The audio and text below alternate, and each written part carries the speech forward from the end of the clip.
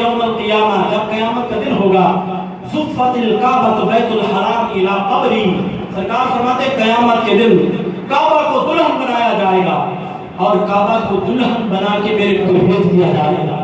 سرکار فرماتے ہیں جب کعبہ دلہن بن کے میرے روضے پہ آئے گا تو آ کے کہے گا السلام علیک یا محمد صلی اللہ علیہ وسلم، کعبہ آ کے کہے گا سلام ہوں اے محمد صلی اللہ علیہ وسلم تم پر، تو سرکار فرماتے ہیں میں کہوں گا وعلیک السلام یا بیت اللہ، اے اللہ کے گھر تجھ پہ بھی سلام ہو۔ سرکار فرماتے ہیں پھر کیا ہوگا؟ پھر میں کعبے سے پوچھوں گا اے کعبہ یہ بتا، میں تو اپنے روضے انور میں چلا گیا،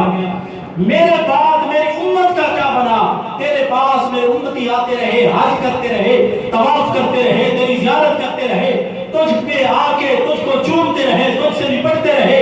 کعبہ یہ تو بتا میرے بعد میری امت کا کیا بنا؟ تو سرکار فرماتے ہیں کعبہ کہے گا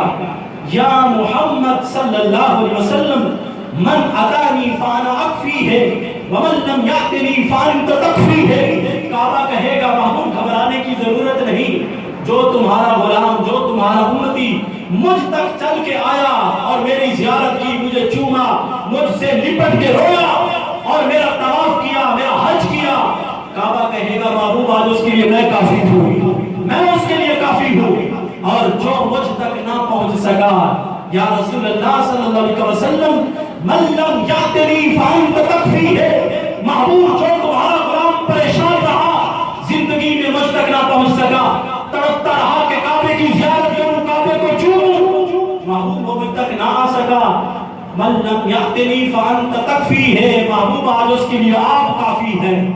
اب کعبہ ہی کہتا ہے کہ محبوب آپ کافی ہے، سنی بھی کہتا ہے محبوب آپ کافی ہے، تو پتا چلا کہ جو کعبے کا عقیدہ وہی سنی کا عقیدہ، اور کروڑوں سلام ہوں اے سنی کے عقیدے کو کہ اگرچہ تیری مٹی پنجاب کی ہے مگر سینوں میں نور مکہ اور مدینہ شریف کا ہے۔